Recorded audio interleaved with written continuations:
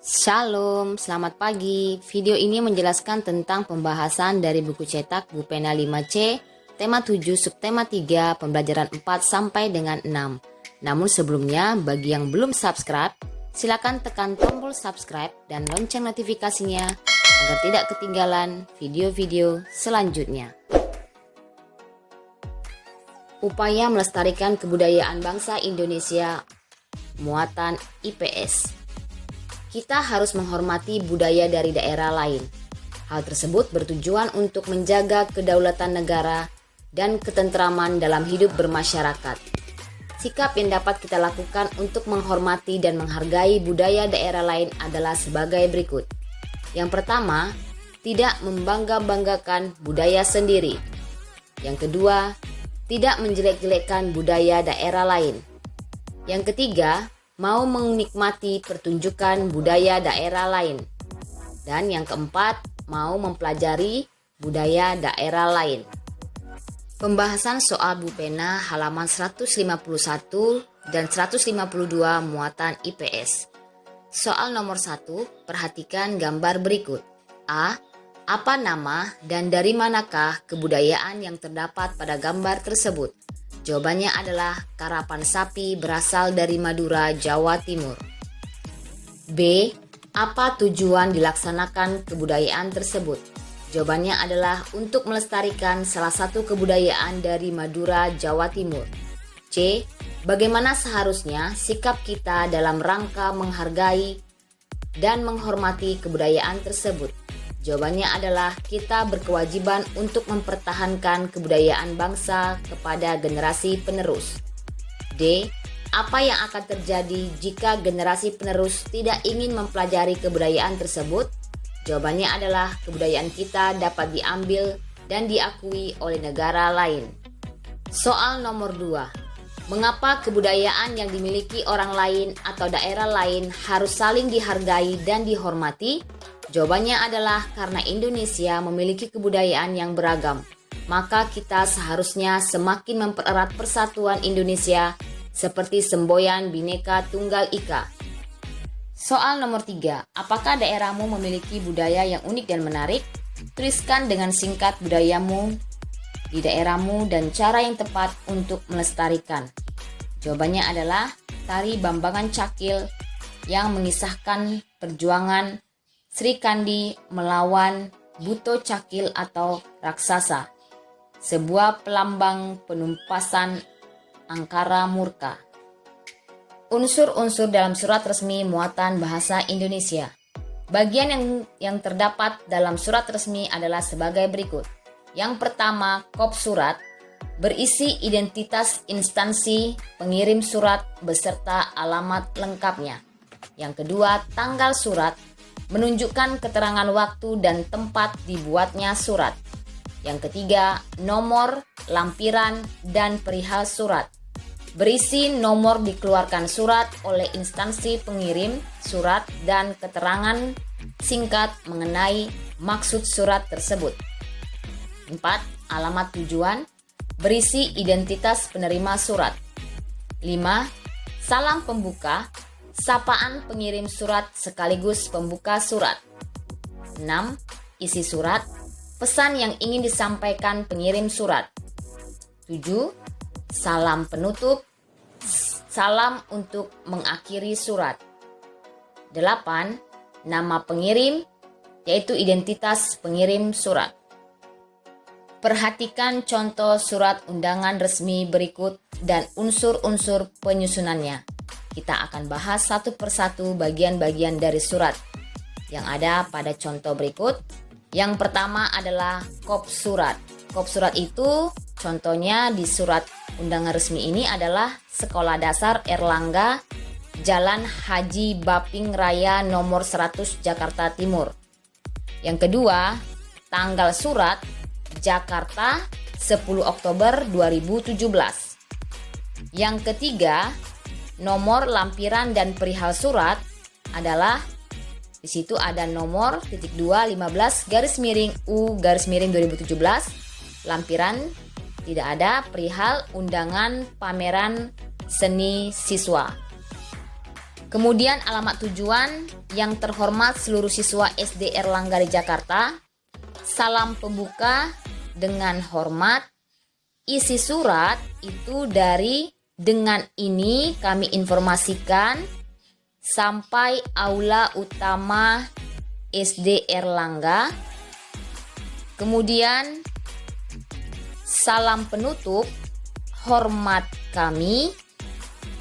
Nama pengirim yaitu Faisal Kamal, MPD, Ketua Pelaksana Pameran Seni Siswa. Cara menyikapi perbedaan dan keberagaman di lingkungan sekolah muatan PPKN. Keberagaman individu tersebut perlu disikapi dengan bijak agar tercipta kerukunan sesuai dengan semboyan Pancasila, yaitu Bhinneka Tunggal Ika. Berikut beberapa sikap yang dapat dilakukan untuk menjaga kerukunan dalam keberagaman di sekolah. Yang pertama, menerima perbedaan pendapat teman saat diskusi. Yang kedua, tidak mengucilkan teman yang memiliki kebiasaan atau sifat tertentu. Yang ketiga, menjenguk teman yang sedang sakit. Dan yang keempat, meminjamkan peralatan sekolah kepada teman. Kelima, melerai dan saling mengingatkan saat ada teman yang berselisih pendapat. Membuat surat undangan tidak resmi muatan bahasa Indonesia. Surat undangan tidak resmi adalah surat undangan yang mengatasnamakan perseorangan untuk kepentingan perorangan. Umumnya, surat undangan tidak resmi berisi kata-kata yang lebih sederhana dibandingkan surat undangan resmi. Contohnya adalah undangan ulang tahun, undangan pertunjukan pentas seni di sekolah, dan undangan pernikahan. Perhatikan undangan tidak resmi berikut. Nah, di sini ada contoh undangan ulang tahun. Isinya adalah, "Hai teman-teman, datang ya di pesta ulang tahunku ke-11, tempat Jalan Pelamboyan 5 nomor 26 Bogor, hari Minggu 27 Januari 2017, pukul 15.00 sampai dengan 16.00 waktu Indonesia Barat. Semoga semuanya bisa hadir ya. Salam manis, Mita." Karya seni rupa daerah di Indonesia muatan SPDP. Karya adalah bentuk penyampaian pesan melalui ciptaan. Melalui karya seni lukis, seni patung, dan seni kriya, seseorang dapat menyampaikan pesan yang ingin disampaikannya. Misalnya, pada karya seni rupa, seorang pelukis menyampaikan cerita melalui gambar yang dibuatnya. Nah, berikut ini ada beberapa contoh karya seni rupa daerah di Indonesia. Yang pertama itu adalah karya seni ukir, kemudian karya seni patung, dan karya seni anyaman. Perubahan wujud benda mengembun muatan IPA. Perubahan wujud benda dapat terjadi karena pengaruh suhu di lingkungan sekitarnya. Salah satunya adalah proses mengembun. Mengembun merupakan perubahan wujud dari benda gas menjadi benda cair. Contohnya adalah pada gambar terdapat butiran air di permukaan gelas yang berisi air dingin. Udara di sekitar gelas turun akibat suhu air dingin di dalam gelas. Akibatnya, udara tersebut berubah menjadi wujud cair dan menempel di permukaan gelas. Pembahasan Bupena halaman 157. Perhatikan peristiwa-peristiwa berikut. Tuliskan yang menunjukkan peristiwa pengembunan. Jelaskan alasanmu. Jawabannya adalah peristiwa yang menunjukkan peristiwa pengembunan adalah munculnya titik-titik air pada tutup gelas karena air yang menguap pada gelas mengalami penurunan suhu pada tutup gelas.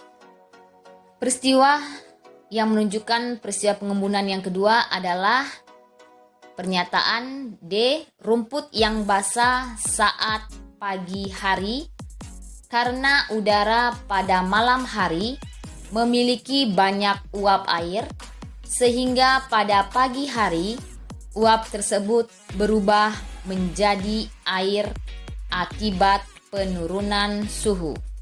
Soal nomor 2, lengkapilah kalimat berikut dengan jawaban yang tepat. A. Embun adalah contoh perubahan wujud benda. Jawabannya gas. Menjadi benda, jawabannya adalah cair. Jadi embun itu adalah perubahan wujud benda dari gas menjadi cair.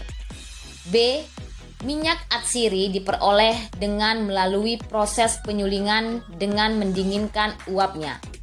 Proses pembuatan minyak atsiri memanfaatkan perubahan wujud. Jawabannya adalah gas menjadi cair yang disebut mengembun. C. Air yang dipanaskan akan menghasilkan uap. Uap tersebut akan menjadi titik-titik air karena terjadi, jawabannya adalah penurunan suhu. Peristiwa tersebut disebut pengembunan. Soal nomor 3, apa yang menyebabkan terjadinya hujan? Apakah ada kaitannya dengan peristiwa pengembunan? Jawabannya adalah ya. Hujan terjadi akibat peristiwa kondensasi, di mana uap air yang mengumpul mengalami penurunan suhu sehingga menimbulkan hujan. Pembahasan Bu Pena halaman 158 muatan bahasa Indonesia. Bacalah teks yang berjudul Perjuangan Jenderal Sudirman. Kemudian kerjakanlah soal-soal berikut. Yang pertama, buatlah peta pikiran mengenai sifat-sifat yang dimiliki oleh Jenderal Sudirman berdasarkan teks bacaan Perjuangan Jenderal Sudirman. Setelah membaca teks tersebut, kita bisa membuat peta pikiran.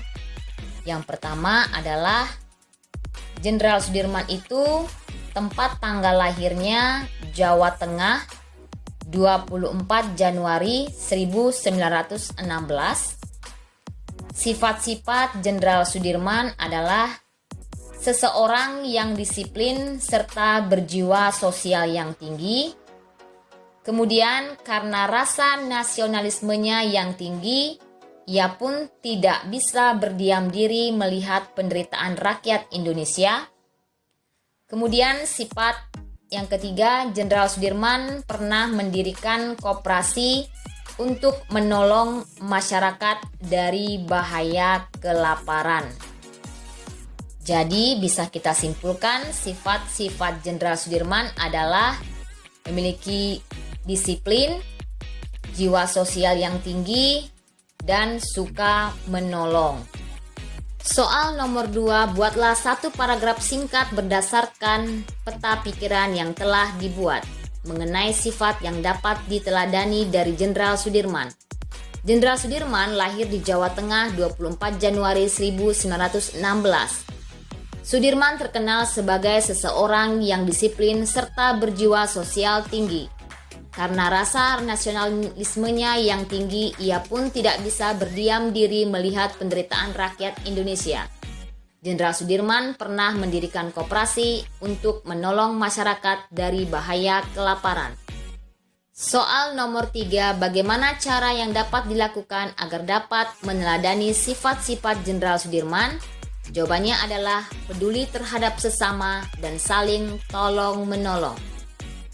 Meneladani sikap para pahlawan bangsa muatan PPKN. Sikap kepahlawanan yang harus diterapkan dalam kehidupan sehari-hari adalah yang pertama berani, yaitu sikap tidak takut atau gentar dalam menghadapi bahaya, kesulitan, ataupun tantangan untuk memperjuangkan kebaikan. Yang kedua gigih, yaitu sikap tetap teguh pada pendirian atau pikiran meskipun menghadapi banyak rintangan, serta tidak mudah putus asa meskipun mendapat kegagalan hingga tujuan yang dicita-citakan dapat tercapai. Sikap kepahlawanan yang ketiga adalah rela berkorban, yaitu sikap ikhlas hati memberikan sesuatu yang dimiliki untuk orang lain, tidak mementingkan diri sendiri atau tidak egois. Yang keempat, berjiwa besar, yaitu sikap mau menerima segala kritik, perbedaan, hingga kekalahan dengan lapang dada, serta mau mengakui kesalahan dan memperbaiki kesalahan tersebut dengan penuh tanggung jawab. Membuat karya seni rupa muatan SBDP. Karya seni rupa merupakan karya seni yang memiliki nilai estetika atau keindahan serta makna yang tinggi. Setiap daerah memiliki ciri khas karya seni masing-masing, seperti lukisan kamasan yang terkenal di daerah Bali, seni batik yang terkenal dari daerah Pekalongan di Jawa Tengah, dan seni patung yang terkenal dari suku Asmat di Papua. Berikut ini ada contoh seni batik yang terkenal dari daerah Pekalongan di Jawa Tengah. Demikianlah pembahasan materi tema 7 subtema 3 pembelajaran 4 sampai dengan 6 pada hari ini. Terima kasih. Shalom.